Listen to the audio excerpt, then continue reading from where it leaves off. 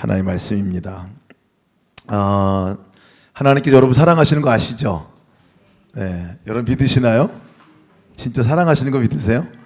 네, 우리의 믿음 가운데 정말 중요한 믿음 하나입니다. 정말 주님이 나를 사랑하시는구나. 그 말은 나는 사랑받고 있는 존재라는 얘기입니다. 나는 사랑받고 있는 존재다 하는 거예요. 여러분들은 정말 사랑받고 있는 존재입니다. 그것을 믿으시는 것이 그게 믿음이에요. 제가 아침에 일어날 때마다 이렇게 부르며 일어나는 이렇게 외치는 말씀이 있어요. 야가서 2장 10절 말씀인데요. 나의 사랑아, 나의 어여쁜 자야, 일어나 함께 가자 하시는 말씀을 참 이렇게 습관같이 이렇게 암송을 많이 합니다. 아침에 일어나서 새벽에 나의 사랑아, 나의 어여쁜 자야, 일어나 함께 가자 이러면 벌떡 일어나져요. 예, 일어나기 그렇게 힘도 싫어도 아니 나를 사랑하는 자라고 부르시고 어여쁜 자라고 부르시고 또 그래 함께 가자고 하는데 그냥 잠들어 있을 수가 없죠. 그래서 벌떡 일어나서 새벽기도 나오곤 하는데요. 하나님이 저를 부르는 호칭입니다. 호칭. 그 호칭이 나의 사랑아 이렇게 부릅니다. 여러분 부르신가요? 예, 저를 하나님이 부르실 때는 꼭 나의 사랑아 이렇게 부른다니까요. 그게 영어로 말하면 my darling이라고 부르는 거예요. 저의 호칭입니다. 하나님 저를 부르는 호칭이에요. 어여쁜 자라고 또 불러요. my beautiful one이라고 불러요.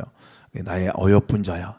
아마 여러분들은 동의를 잘 못하는 것 같아요. 제 생긴 게 이렇게 생겨가지고 어여뻐 보이진 않잖아요, 그죠?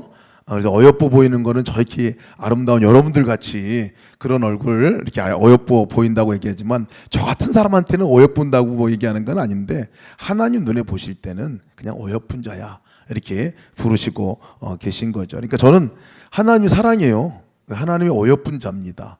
이것은 저의 호칭뿐만 아니라 여러분들의 호칭이에요. 그러니까 여러분과 저는 진짜 하나님의 사랑 자체이고 하나님의 어여쁜 자입니다. 이것을 오늘 믿으시는 밤이 됐으면 좋겠습니다. 그래서 정말 이렇게 말씀을 전하기 전에도요. 항상 이 말씀을 제가 암송을 이렇게 합니다. 그냥 암송이 아니라 이제는 떠올라요. 그냥 자동으로 떠올라요. 나의 사랑아, 나의 어여쁜 자야, 함께 가자. 네가 하는 거 아니야, 내가 하는 거야. 하는 이 말씀을 이렇게 들으면 하나님의 임재가 느껴져요. 하나님의 임재가 느껴져. 그래서 하나님이 전혀 생각 안 나다가도 나의 사랑아, 나의 어여쁜 자야, 일어나 함께 가자. 말씀을 묵상하고 말씀을 한번 외우기만 해도 저절로 그냥 주님이 여기 계시구나. 주님이 나를 그렇게 바라보고 계시구나. 주님이 지금 함께 하자고 하는구나. 이런 초청의 말씀이 들려옵니다. 그러면 힘이 나요. 그리고 완전히 저기가 반전이 돼요. 이 분위기가 반전이 돼요. 그래서 제가 이렇게 막 이렇게 쳐져 있다가도 다시 그렇지 내가 하는 거 아니지. 주님이 하시는 거지. 주님이 여기 계시지. 막 이렇게 어렵고 힘들다가도 제가 지금 목 디스크가 와가지고요. 안 오던 생전 처음 목 디스크 왔어. 일주일 동안 아주 그냥 잠을 제대로 못 잤는데요. 근데 막 아플 때마다 나의 사랑아, 나의 어여쁜 자야 함께 가자. 가긴 어딜 가요? 하나 아픈데. 그래도 주님, 하나님, 주님, 예수님 부르면요. 그냥 좀 달라져 이게. 그 통증이 그렇게 막 오다가도 싹 사라지고 그러더라고. 아까도 앉아 있는데 막 팔이 저리고 막 그러더라고. 근데 막 찬양할 때 주님을 생각하면 손을 들으니까 그냥 또 안 아프고 그러더라고요. 주님이 함께 계시는 거 그것이 분명할 때 이 분위기가 달라지고 내 마음 상태도 달라지고 그리고 이 변화가 있어요. 그 가운데 변화가 있어요. 그러니까 정말 우리 주님 앞에서 이 삶이 어때야 하는가 하는 것은 내가 존재로 살아가는 주님이 여기신 존재로 살아가는 것이 얼마나 중요한지 모릅니다.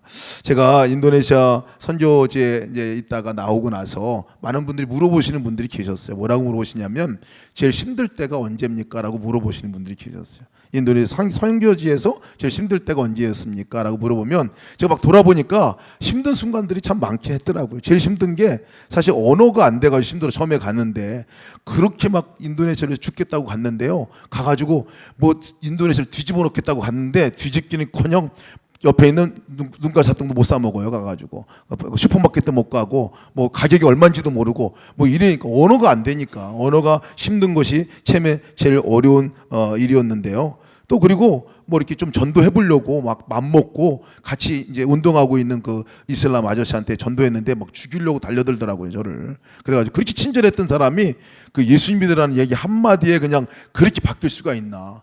또 돌아보니까 여러 가지 어려움들이 많이 있었어요. 실제 그 인도네시아에서 제일 어려운 풍토병 같은 게 있는데 댕기가 있어요. 댕기 목에 걸리고 고열이 나고 그러는 그것을 제가 2번을 알았어요. 2번 댕기 목에 물려가지고 2번을 알았는데 3번째 물리면 죽는데요. 근데 그때 막 이것도 생각이 나더라고요. 그런 생각들. 또 뭐 교통사고 나가지고 피가 철철 흘리고 있는 사람을 실어 나르고 막 이렇게 했던 생각, 여러 생각들이 많이 났어요. 그런데 진짜 그것이 어려웠었나 힘들었나 보니까 아니었어요. 그거는 힘든 문제가 아니에요. 그거는 그냥 자연스럽게 그 자음 지나고 나면 해결이 되고 다 그런 문제였는데, 진짜 힘들었고 제일 어려웠을 때는 어떤 때가였냐면 하나님이 느껴지지 않을 때였어요. 하나님이 느껴지지 않을 때, 하나님이 함께 계신 것이 그냥 그것도 인식하지도 못한 채 그냥 지나간 거, 그럴 때가 제일 힘들고 어려울 때인 것 같아요. 많은 사역들을 했지만 그 가운데 하나님과 아무런 관계 없이 냉랭한 관계로 살아가고 있을 때에 그때가 제일로 어렵고 제일로 위기였고 제일로 힘든 순간이었던 것 같아요. 근데 지금도 그렇더라고요. 지금도 나 보니까 지금도 어느 때가 제일 어렵습니까? 라고 물어보면 뭐 환경이나 여건들이 어려운 것들은 어려움들이 아니다. 다 지나가더라고요. 근데 진짜 어려운 순간은 정말 나를 사랑하라고 부르시고 어여쁜 자라고 부르신 그 주님이 느껴지지 않을 때, 함께 계신 것이 정말 느껴지지 않을 때, 그때가 제일 힘들고 어려울 때였습니다. 가장 행복했던 순간이 어느 때입니까? 라고 물어보면 2번을 꼽는 것 같아요. 행복했던 순간은 어떤 주님이 함께 계신 것이 분명하게 느껴지고, 그리고 그 주님과 내가 인격적인 교제가 있고 주님의 이름을 부르고 물어보고 어떻게 할까요? 또 듣고 그대로 해보고 뭐 이럴 때, 그때가 제일 행복한 순간이었던 것 같습니다. 교회 와서 여러분들이 아마 오늘 찬양 부르면서 주님이 느껴지고 주님이 생각이 나고 주님의 은혜가 깨달아지고 할 때, 그때 느끼는 마음들이 아마 집에서 느끼는 것과 다른 데 있는 것과 다른 이유가 거기에 있습니다. 주님과 함께하는 그 순간, 주님과 함께 동행하는 이것이 얼마나 놀라운 일인지 모릅니다. 이것이 우리에게 진정한 행복을 주는 거죠. 아침에 산책하러 나갈 때 그냥 맨날 나가다가도요, 그냥 나갈 때는 그냥 좋다 하고 나가지만 나갈 때 손을 딱 내밀고 예수님 함께 가시죠 하고 손을 내밀고 딱 가잖아요. 그러면 달라요. 느낌이 다르더라고요. 그냥 주님과 함께 가는 것이 달라요. 느낌도 다르고 분위기도 다르고. 그래도 더 다른 것은 주님 오늘 어떻게 할까요? 라고 물어봐요.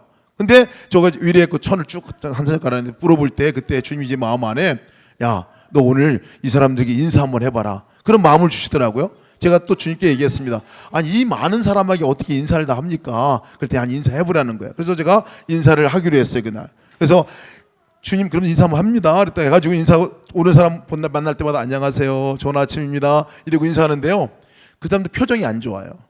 처음에 만난 사람이 뭐 이렇게 좋은 아침입니다 하는 그 표정이 안 좋더라고요.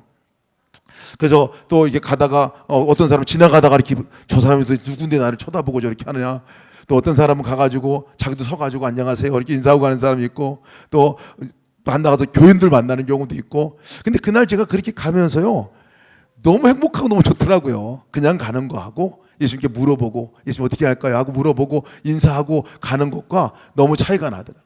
그러니까 그럴 순간 자체가 주님과 조우하고 만나고 함께하는 순간이 너무나 행복한 순간이에요. 어렵고 힘들어도, 고통이 막 와도 그때 예수님 하고 부르면 고통도 줄어들고 또 마음의 상태도 달라지는 걸 보게 됩니다. 여러분, 주님과 동행하고 계신가요? 주님과 함께 살고 계신가요? 주님과 가깝고 친하신가요? 친하세요? 이제 친하세요 그러면, 아니 주님과 동행한다고 하면서 아멘 하는데 친하세요 그러면 여러분, 주님과 친해지시기 바랍니다. 네, 친해지시기 바라요. 왜 친해져야 하냐면 우리가 주님과의 관계가 그렇기 때문에 그렇습니다. 주님과 뗄래야 뗄 수가 없어요. 떼는 순간 우리의 삶의 진정한 행복이 찾아오지 않기 때문에 그렇습니다. 진정한 행복은 주님과 함께 연합할 때 이루어지게 돼 있어요. 우리가 성경에서 우리가 주님과 어떤 사이냐라고 표현하는 것들을 보면 제일 잘 표현한 성경이 아가서예요. 아가서가 주님과 우리가 어떤 관계냐라고 표현하는 아주 정말 가장 잘 표현한 성경입니다. 그래서 아가서 이를 보면 저는 처음에는 아가서를 안 읽었어요. 왜냐면 아가서 읽으면 무슨 삼류 소설 같이 느끼지 않습니까? 뭐 정말 어떤 때는 좀 뜨겁고 애들하고 같이 읽기도 부끄럽고 뭐 이런 장면들이 많이 나와요. 표현도 그렇고 노골적인 표현들도 많이 나와요. 영어 성경으로 보면 더 노골적이에요. 그래서 더 어렵습니다. 근데 이런 것이 성경에 버젓이 쓰여져 있고 그리고 이 성경이 언제 읽혀졌냐면요. 이 이스라엘의 최대의 유월절, 최대 명절인 6월 430년 동안 그렇게 애굽의 노예로 있다가 그것을 벗어난 순간을 기념하는 출애굽을 기념하는 6월절 어린 양의 피를 기념하는 그날 구원의 역사를 찬양하고 노래하는 가장 최대의 명절인 6월절에 다 모여 있을 때에 아가서를 읽었어요. 애들이 다 있는 그 자리에서 이 성경을 읽었습니다. 왜 그랬냐? 그것은 이스라엘 사람들과 하나님과 어떤 관계인지를 매번 기억하기를 위해서기 때문에 그런 거예요. 하나님이 누구냐? 우리 또 누구냐? 그것을 기억하게 하기 위해서 그랬다는 거예요. 그 관계가 표현한 것은요, 신랑과 신부의 관계예요. 이스라엘 너희 백성들은 하나님은 신랑 대신 하나님이시고 너희가 신부된 이스라엘 백성으로 표현하고 있어요. 그래서 이 관계가 신랑과 신부, 그러니까 신랑과 신부는 그때 표현 가운데서 최고 가까운 사이입니다. 싸우는 신랑 신부 말고, 얼마 오늘 보니까 좀 헤어졌더라고. 누가 송혜교 송익이 갈라졌어요. 그런 관계 말고요. 정말 사랑의 원형인, 정말 사랑을 주고받는 그 아름다운 관계인 신랑의 신부 관계가 바로 하나님과 이스라엘 백성과 관계라고 얘기를 하고 있는 거예요. 자식과의 관계보다도 어찌 보면 부모와 자식과의 관계보다도 신랑과 신부의 관계가 훨씬 더 친밀하고 가깝습니다. 훨씬 더 친밀하고 가까워요. 그래서 여러분과 저를 성경에서 부르는 건 뭐라고 부르는 거냐면, 여러분과 저는 하나님 보실 때는 나의 사랑아예요. 그 말은 나의 신부야 이런 말입니다. 나의 신부야라고 부르는 거예요. 나의 어여쁜 자야 라고 부르는 것은 나의 달링, 나의 아름다운 자, 내 신부야 라고 부르는 거거든요. 그러니까 우리가 누구냐? 하나님 신부라는 거예요. 신랑과 신부의 관계로 표현하고 있어요. 요즘 말로 말하면 제가 저희 아내를 부를 때는 여보라고 부릅니다. 여보 이렇게 부르거든요. 여러분, 이것이 가장 친밀한 관계죠. 이 세상에서 아마 가장 가까운 사이가 지금 저 아내와 저의 관계일 겁니다. 가장 가까운 사이죠. 근데 여보, 여러분 이 뜻이 뭔지 아세요? 왜 여보라고 그랬는지 아세요? 혹시 아시는 분 계세요? 여기 보세요 하고 이렇게, 그래서 여보라고 그랬다고 그랬는데요. 사실 여보는 한자로 보면 같을려 보배로울 보입니다. 그러니까 여길려 보배로울 보, 이게 여보예요. 그러니까 보배로 보물로 여긴다 이런 말이에요. 그러니까 가장 존귀한 보배로 보물로 여기는 사람이 여보예요. 여보. 여러분 그런 분들 계시죠? 근데 하나님이 우리를 부르실 때 뭐라고 부르시냐? 지금 표현으로 말하면 여보라고 부른다는 거예요. 여러분 저를 보고 하나님이 여보라고 부른다고 생각해 보세요. 여러분들을 보고 여보라고 부르는 거예요. 이게 나의 사랑아, 나의 어여쁜 자야라는 표현입니다. 당신 이렇게 표현하지. 당신이라고 표현하죠. 저도 한자로 찾아봤어요. 그러니까 당신이 어떤 의미가 있냐면 한자로다가 마땅할 당, 몸신이랍니다.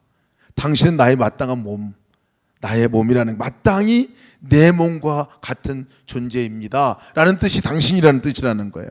그러니까 하나님이 저를 부를 때 당신 이렇게 부른다는 거예요. 여러분 남 얘기 같이 듣는데 이게 하나님이 여러분들도 부르실 때 그렇게 부른다는 거예요. 요즘 또 다른 표현으로 말하면 자기 이렇게 부르잖아요. 자기. 여기 혹시 자기라고 부르는 분 계신가요? 자기라고. 여보라고 부르시는 분 손 들어보세요. 당신이라고 부르는 사람 손 들어보세요.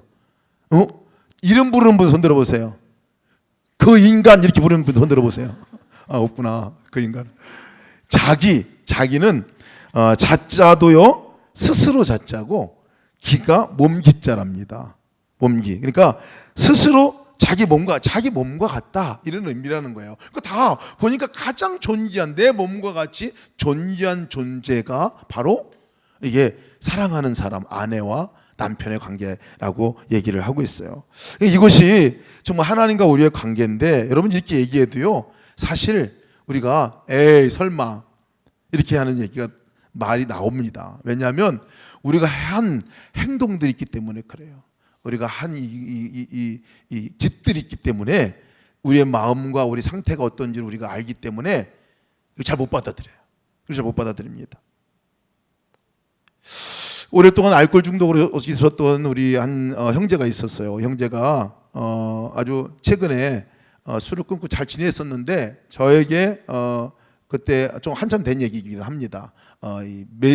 카톡으로 이런 글을 보냈어요. 뭐라고 보냈냐면, 목사님, 제가 실수를 했습니다. 죄송합니다. 제가 이렇게 먼저 문자가 왔어요. 제가 답을 보냈어요. 괜찮아요. 건강은 괜찮으세요? 이렇게 보냈어요. 그랬더니 이제는 좀 괜찮습니다. 왜냐하면 이 술을 너무 많이 먹어가지고 완전히 그냥 견딜 수 없는 그런 상태였기 때문에 그렇고, 한 일주일 동안 잠적하고 있었기 때문에 그렇습니다. 근데 이제 좀 괜찮습니다. 그런데 목사님, 제가 주님한테 갈 수 있을까요? 저 같은 사람도 주님이 사랑하실까요? 이렇게 문자가 왔어요. 제가 바로 답변했어요. 그럼요. 형제님도 사랑하시고 형제님을 주님이 계속 기다리고 계십니다. 형제님 주님의 사랑입니다. 이렇게 해가지고 보냈어요.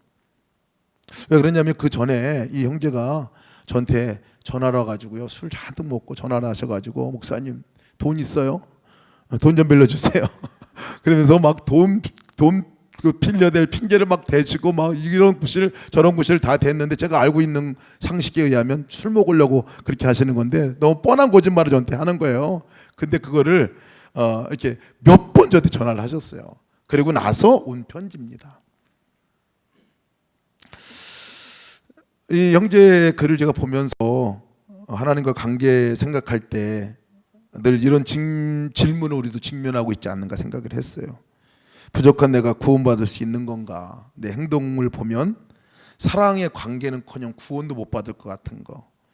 이런 죄를 짓고 있는데도 하나님 진짜 나를 지금 사랑하고 있나?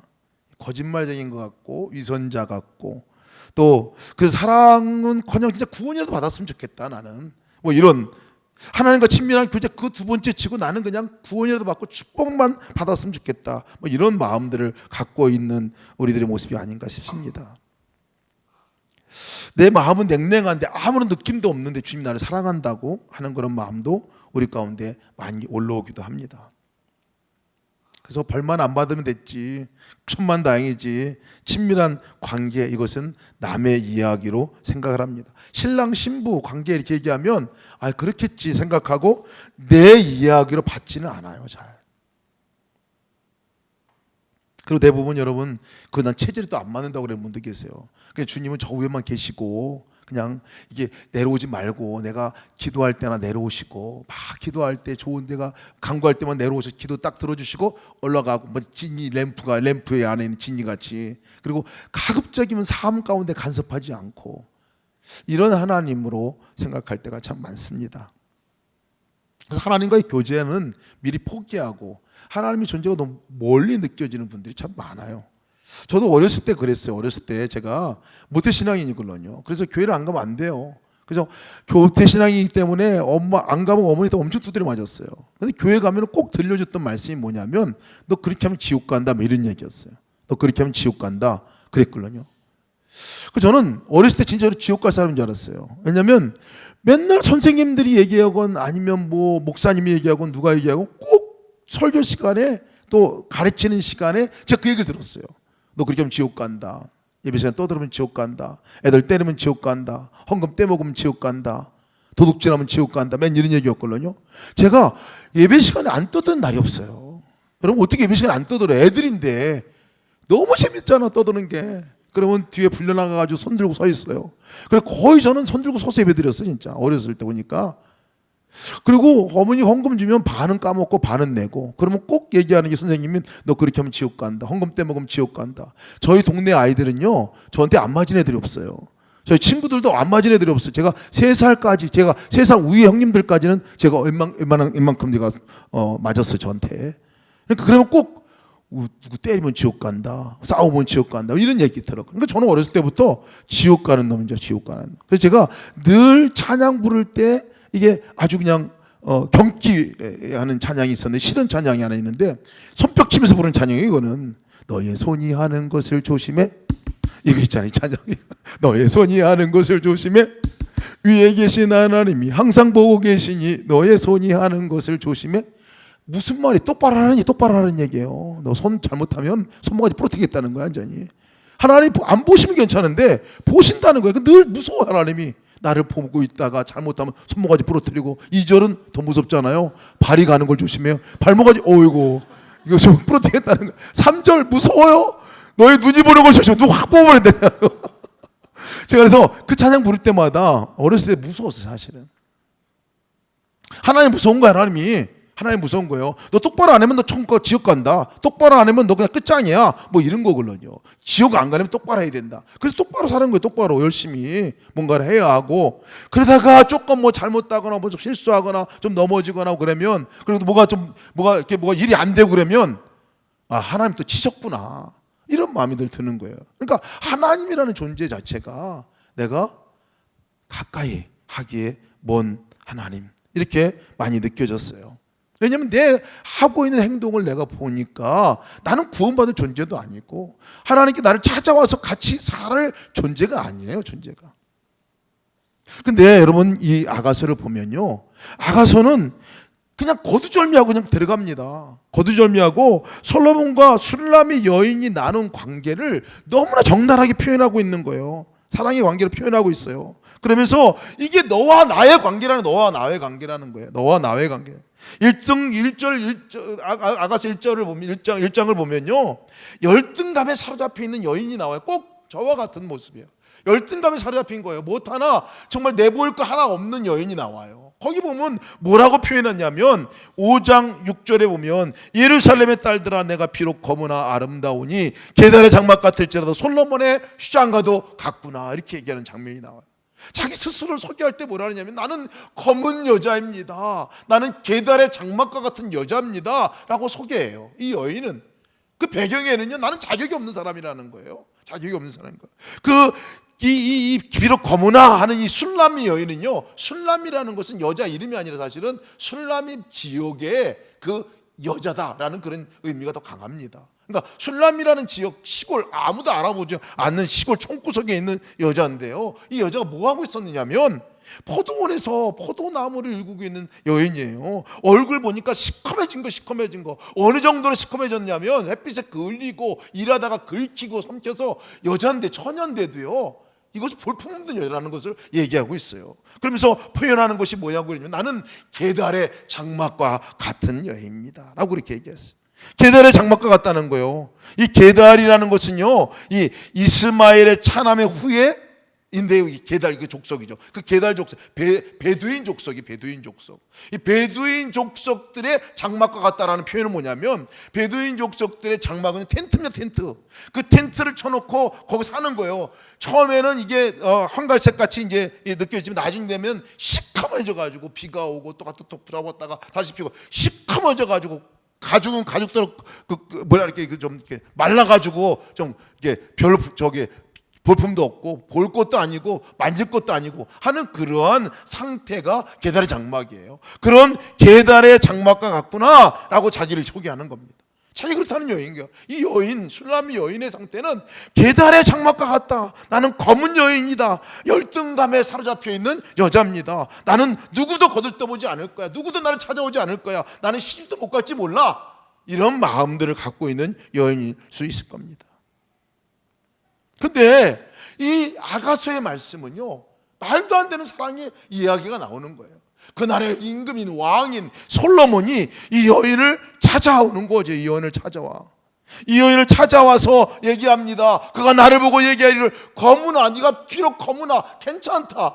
내가 나를 아름답다고 얘기하는구나. 계달의 장막과 같은 난데 나를 보고 솔로몬의 휘장과 같다고 얘기하구나. 이렇게 얘기하고는 거예요.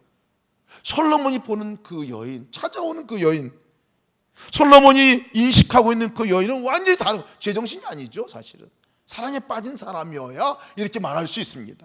사랑에 빠지지 않고서는 이렇게 말할 수 없어요. 사랑하지 않고서 이렇게 말할 수 없어요. 15절 보면 내 사랑아 너는 어여쁘고 어여쁘다. 내 눈이 비둘기 같구나. 여인들 중에 내 사랑은 가시나무 가운데 백합화 같구나. 이 솔로몬이 하는 얘기예요.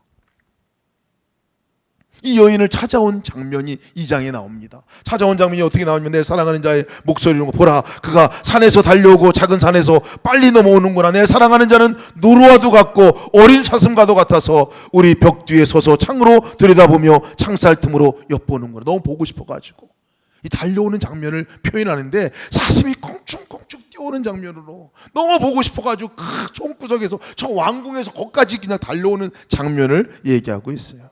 산을 넘는데도요 그냥 점핑해 가면서 보고 싶어가지고, 그래 가가지고 보니까 이 여인이 어디 있나 보니까 방 안에 혼자 처박혀 있는 거, 혼자 거기서 있는 여인을 보고 창살 문으로 쳐다보면서 내 여인은 어디 있는가라고 찾아보면서 문을 두드리고 그 여인을 향해서 말합니다. 내 사랑아, 나의 어여쁜 자야, 일어나 함께 가자, 이렇게 초청하는 거예요. 이게 솔로몬이 슐람이 여인을 향한 초청의 말입니다.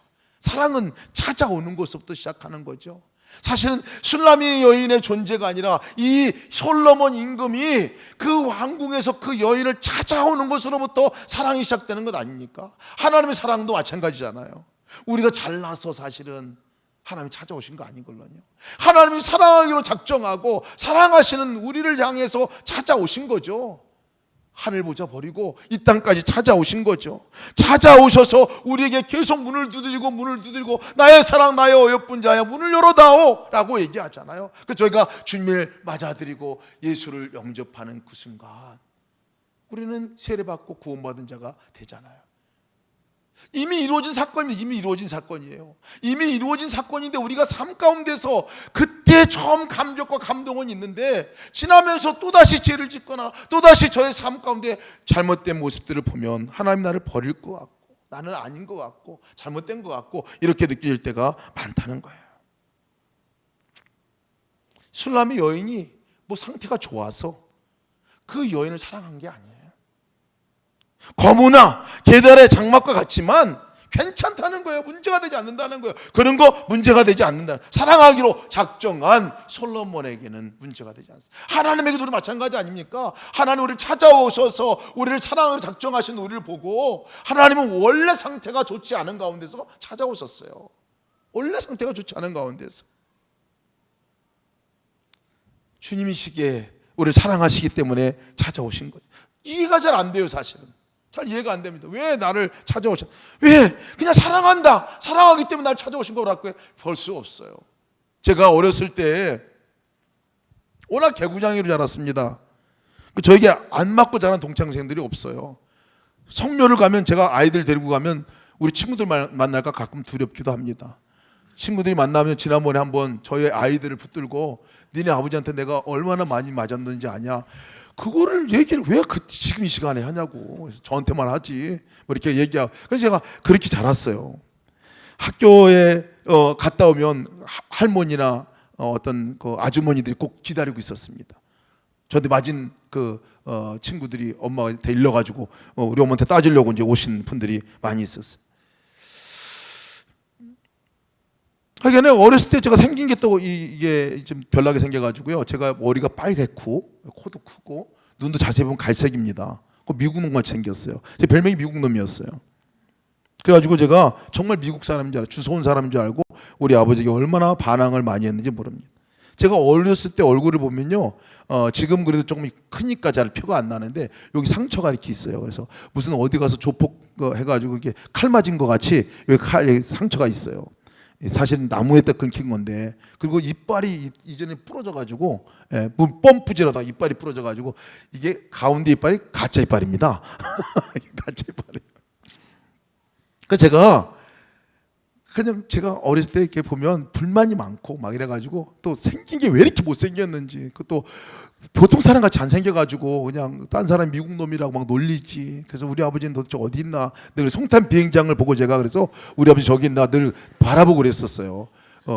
여러분들 웃으실지 모르지만 저는 시리어스했습니다. 미군 부대에서 우리 집 근처로 막 훈련 나오고 그러면 제가 막 쫓아다니고 우리 아버지가 혹시 저기 있지 않나 뭐 이렇게 하고도 다니기도 하고 그랬어요. 그래서 제가 어머니한테 물었습니다. 어머니랑 아니죠. 엄마, 나 왜 이렇게 못생기게 났냐고.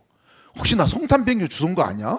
이렇게 제가 물어보고 막 떼를 쓰고 막 그렇게 합니다.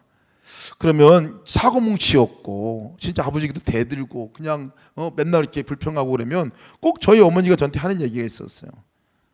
딴 말을 안 하고 그냥 난 네가 제일 이쁜데? 이러는 거예요. 난 네가 제일 이쁜데 이렇게 얘기하는 거예요. 퉁명스럽게. 나중에 알고 보니까요, 저희 어머니가 저를 임시했을 때에 10개월 동안 아주 입덧을 계속했답니다. 10개월 동안. 그래서 중간에 저를 떼려고 그랬대요. 떼려고 제가 병원 가가지고 이제 떼려고. 그때가 아들 딸 구별 맞고 둘만 나 잘 기르자 하던 시절이거든요. 저희 어머니가 부녀회장으로서 그것을 또 앞장서서 했던 분이기도 하고. 그래서 저를 떼려고 간 거예요. 가가지고 입덧이 너무 심해가지고. 그래서 떼려고 갔는데 가가지고 딱 의사 선생님 그러시더라는 거예요. 너 그 부녀회장님 애를 몇 명 뒀냐고 그렇게 물어보더래요. 그래서 지금 저거 아들 하나 딸 둘 뒀다 그랬더니 빨리 내려오라고. 이게 마지막이 이제 아들인데 아들 낳으실 거라고 그러면서 내려오라고 그랬더래요. 그 제가 지금까지 살아 있어요. 제가 그분을 찾아가고 싶긴 하더라고요. 아무튼 제가 어머니가 저를 그렇게 어렵게 힘들게 낳아서 그런지 그냥 저를 보기만 하면 그냥 그건 이쁘다는 거예요. 제가 볼 이쁜 게 하나도 없는데. 제가 고3 때 예수님 만났습니다. 예수님 만나고 삶이 확 달라졌어요. 옛삶 정말 청산이 됐습니다. 그렇게 막 괴롭히고 하던 삶이 청산되고 감격이 돼가지고 목회자가 되기로 서원하고 결심하고 나갔거든요. 그런데도 거룩한 삶으로 바로 안 되더라고요. 겉의 모습은 달라질지 모르지만 내 안의 모습은 여전히 죄 가운데 있고 음란한 마음, 분노, 증오, 거짓말 이런 것들이 겉다르고 속다르고 이런 것들이 계속 내 안에 올라오는 거예요. 위선자 같은 모습들이 계속 올라왔습니다. 그래서 하나님 앞에 가면은 나 같은 사람은 이게 지옥갈놈이지 이게 이런 늘 마음이 들어 죄책감들이 항상 들었어요. 내면의 모습 때문에 항상 주님 앞에 나가서 잘못했어요 용서해 주시기 기도하면 그때마다 주님께서 말씀하는 게 뭐냐면 근데 한 번도 저한테 내가 너 지쳤다 이제 너 그만했으면 좋겠다. 너 이제 내가 지긋지긋하다 이제 너 끝장이다 이렇게 한 적이 한 번도 없어요. 만약 그랬다면 지금 여기에 서 있을 수도 없고 그때마다 주님이 저에게 얘기하는 게 뭐냐면 괜찮다는 거예요. 상관없다는 거예요. 난 너 사랑해. 네가 깨끗해 사랑하는 게 아니라 너 존재 자체를 사랑해 라는 것이 주님의 음성이었어요. 목회자가 되고 나서도요 똑같았습니다. 이렇게 말씀을 증거하고 전할 때마다 어떤 때는 말씀대로 살지 못해서 어떤 때는 정말 내 삶이 주님 앞에 본이 되지 못하는 삶으로 사는 것 같아서 늘 마음에 죄책감이 있고 그럴 때마다 주님 어떻게 할까 이렇게 물을 때마다 주님이 그거 잘못했다고 막 야단치시는 것보다는 그냥 괜찮다는 거예요. 그래도 너를 내가 사랑한다. 너 설교한 대로 못 살아도 괜찮아 내가 사랑해. 이런 말씀을 항상 하셨어요. 서로를 사랑한다고 하실 때 너 그거 참 잘했다. 그러니까 내가 너를 사랑하는 거지 이렇게 말한 게 한 번도 없었어요. 너 열심히 일했구나. 충성했구나. 그러니까 대견하다. 그러니까 내가 너를 사랑하는 거야. 이렇게 한 번도 얘기하지 않으셨어요. 술람이 여인같이 주님 저는 검습니다. 부족합니다. 계달의 장막과 같습니다. 이런 모습 보여주고 싶지 않았는데요. 주님 힘들어요. 더 이상 못하겠어요. 주님 너무 연약합니다. 할 수 없어요. 이렇게 고백할 때마다 주님께서 하시는 말씀은 괜찮아. 그거 상관없이 나는 너를 사랑해 하는 거였어요. 덮어주시는 은혜였습니다. 덮어주시는 은혜. 하나님의 언어는 괜찮아인 것 같습니다. 괜찮아.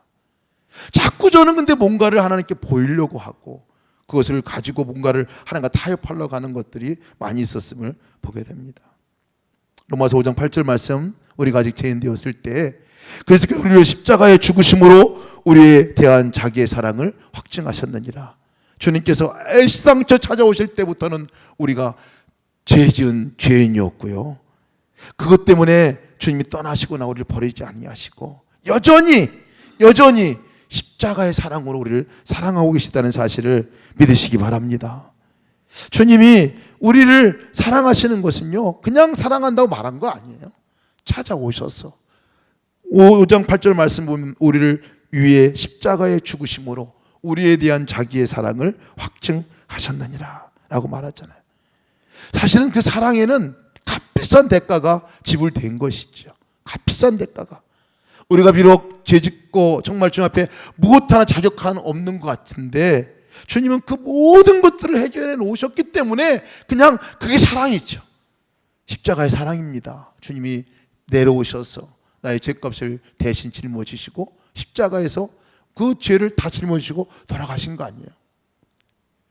그래서 우리가 도대체 가치가 어느 정도가 되느냐라고 본다면 예수님 같이 되는 거죠. 예수님만큼 가치가 되는 거예요. 예수님 가치와 똑같은 존재의 가치가 바로 저와 여러분인 것을 믿으시기 바랍니다. 그래서 우리 선교당교단에서는 이 말씀하실 때 예수님 짤이 우리가 얼마 짤입니까? 우리가 예수님 짤이다. 예수님 짤이다 이렇게 얘기를 해요. 예수님의 생명과 맞바꿀 수 있는 생명과 맞바꾸는 존재의 가치가 있다는 겁니다. 그리고 생명과 맞바꾸셨을 뿐만 아니라 그분이 십자가에 죽으시고 승천하신 후에 성령으로 우리 안에 임하여 주셨다는 거예요. 찾아와 주셨다는 거예요. 그러니까 우리 안에 오신 분이 누구십니까? 예수 그리스도시죠. 그러니까 우리의 존재 자체가 주님으로 인해서 완전히 바꿔 놓으신 거예요. 이것이 여러분 저희가 정말 믿음으로 취하는 역사가 있었으면 좋겠습니다. 제가 2012년도 바나바 양육을 하다가 양육 훈련하다가 갑자기 정신이 혼미해졌어요. 뭐 흥설수설 하는 것들을 경험했는데요. 갑자기 일어난 일이라서 굉장히 당황스러웠습니다. 그래서 병원 가서 제가 검사를 해봤는데 MRI 촬영한 결과 뇌경색이라고 나왔어요. 기억을 담당하는 해마 부분이 이게 손상이 아니라 약간 막힌 거예요. 막힌 거예요. 막혔어. 그 기능이 일시가 아마 정지가 됐던 것 같습니다. 그 책을 뭐 읽으려도 집중도 안 되고요. 또 성경 말씀도 한 장도 읽을 수가 없었고 기도도 잘 안 되더라고요. 기도도 잘 안 되고 누가 이름을 물어보면 이름도 잘 다 잊어버리고 뭐 그랬어요. 근데 그때 이 상태가 됐을 때 극심한 제가 두려움이 몰려오더라고요. 두려움이. 이제는 뭐 아무것도 할 수가 없더라고요. 그러니까 뭐 설교도 못 하죠. 뭐를 말씀도 못 읽죠. 누구하고 대화를 나누더라도 뭐 기억이 잘 안 나니까 뭐 안 되더라고요. 그러니까 굉장한 이 두려움이 제 안에 있었어요. 설교를 할 수 있을까? 선교는 하러 나갈 수 있는 건가? 사역은 할 수 있는 건가? 이런 두려움이 막 몰려올 때 그때 제가 주님 저는 아무것도 할 수 없습니다. 성경도 못 읽습니다. 묵상도 안 됩니다. 사역도 할 수 없습니다. 그렇게 고백을 드렸어요. 근데 그렇게 고백 드릴 때 주님께서 괜찮다 승희야 너는 아무것도 안 해도 괜찮아. 너 성경 읽지 않아도 괜찮아. 기도 안 해도 괜찮아. 사역하지 않아도 괜찮아. 그냥 나와 있어만 좋으면 돼 라고 말씀하시는 거였어요. 그런 말씀을 듣고 제가 다시 또 저기 나가서 이렇게 그 산 위에서 그때 휴식을 취할 때인데요. 올라가서 이렇게 산 위에서 보니까 막 공기가 왔다 갔다 하는 것 같아요. 그래서 거기 위에서 제가 갑자기 제가 프렌드 아빠라는 것을 외쳤어요. 아빠라고 외치는 몇 마디를 외쳤는데 그때 주님이 제 안에 주셨던 말씀이 뭐냐면 Rejoice in me라는 말씀을 주셨어요. 내 안에 기뻐하라. 내 안에 기뻐하라 하는 말씀이었어요. 두려워하고 슬퍼하지 마. 실망하지 마. 내가 있잖아. 네 품에 이미 너는 내 품에 있으니까 너 와서 기뻐해. 뭘 해서 너를 해서가 아니라 받아준 것이 아니라 너 있는 모습 그대로 내가 너를 좋아한다. 너는 나의 기쁨이야. 넌 나의 사랑이야. 라고 그때 말씀을 해주시더라고요. 얼마나 큰 자유함을 느꼈는지 모릅니다. 얼마나 제가 그때 이게 정말 주님이 나를 아무것도 할 수 없는 때였거든요. 아무것도 할 수 없는 때였어요. 근데 주님은 내 안에 기뻐하라 라고 말씀하시고 그냥 있는 모습이 좋다는 거예요. 내가 너를 좋아한다, 기뻐한다 라고 말씀을 하셨습니다. 신약에서 말씀하는 말씀이 고린도후서 4장 7절에 이렇게 말씀하고 있어요. 우리가 이 보배를 들것에 가졌으니 이는 심히 큰 능력은 하나님께 있고 우리에게 있지 아니함을 알게 하려 하심이니라. 여러분 우리가 질것 같은 그릇이지만 우리가 존귀한 존재의 이유는 우리 안에 주님이 찾아오셨기 때문입니다. 보배 되신 주님께서 우리 가운데 찾아와 주셨어요. 우리를 존귀하게 여기시는 이유가 거기에 있습니다. 우리가 존귀한 존재인 이유가 거기에 있습니다. 저와 여러분이 하나님의 사랑인 이유는요, 구약에서는 신랑과 신부의 관계로만 표현했지만 신약에서는 아예 예수님께서 우리 가운데 찾아오셔서 우리 안에 내주하셔서 함께 계신다고 말씀하고 있는 거예요. 그러니까 우리의 삶이 지르굴 같은 모습을 보면요, 연약할 수밖에 없어요. 죽을 수밖에 없어요. 쓰러질 수밖에 없어요. 사랑받지 못한 존재일 수밖에 없어요. 그런데 내 안에 주님이 찾아오셨으니 내 존재 자체가 주님으로 바뀌는 거죠. 예수님으로 바뀌어지고 가장 존귀한 존재로 바뀌어지고, 그러니까 예수님 때문에 내가 구원받는 것이고 예수님 때문에 내 삶이 바뀌어질 수가 있는 거예요. 질그릇 같은 존재가 우리가 바뀌어지나요? 안 됩니다. 거무나 우리가 존귀한 거무나 계달의 장막과 같다고 내가 말하지만, 그렇죠? 그 존재가 내 스스로가 바뀌어지지는 않아요. 여겨주시는 은혜는 있지만 바뀌어지지는 않아요. 그런데 그 주님이 아예 내 마음 안에 찾아오셔서 이제는 보배 되신 주님께 내 안에 계시니까요, 내 삶이 이제는 그분으로 인해서 바뀌어진다는 거예요. 내 삶이 아니라 주님의 삶으로 바뀌어지는 거예요.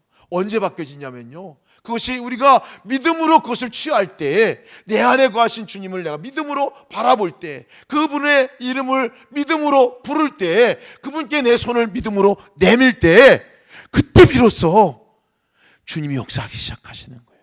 내 삶을 역사하기 시작. 내 말이 언제 바뀌는 줄 아십니까? 여러분, 내 말이 언제 바뀌냐면요, 주님이 내 입을 주장할 때 바뀌어요.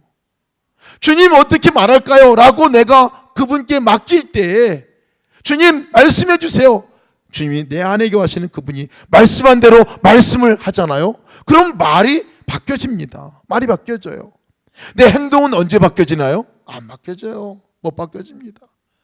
주님이 보배 되신 주님 내 안에 오셨기 때문에 질그릇 같은 나는 안 되지만 그분이 내 안에 거하시기에 저희가 그분께 어떻게 할까요? 물어보면요, 행동이 달라집니다. 행동이 달라져요. 보배 되신 그분이 우리 안에 질그릇 같은 저의 삶 가운데 찾아온 것 믿으시기 바랍니다. 놀라운 일 아니에요? 우리 안에 찾아오신 게. 더 놀라운 건 뭐냐면요, 내 안에뿐만 아니라 내 집 안에 다른 사람 안에도 찾아오셨다는 거예요.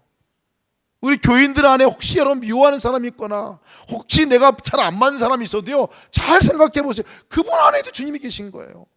여러분 남편과 또 여러분 삶 가운데 시부모나 또 식구들 안에 또 아내 안에 여러분 그 안에도 주님이 찾아오신 거예요. 그러니까 주님이 찾아오셨으니 주님이 변화시키실 것을 믿으셔야 한다는 거예요. 우리 스스로를 볼 때는 안 돼요. 변화가 가능성이 없어요. 여러분 해봤잖아요. 안 돼요. 근데 주님이 내 안에 거하시기에 그분이 일하시면 가능한 거예요. 바뀌고 변화되는 겁니다. 이 놀라운 은혜를 경험하는 삶으로 주님과 동행하는 사람이라 이렇게 얘기를 합니다. 여러분 주님과 동행하는 삶을 사실 주님으로 축원합니다.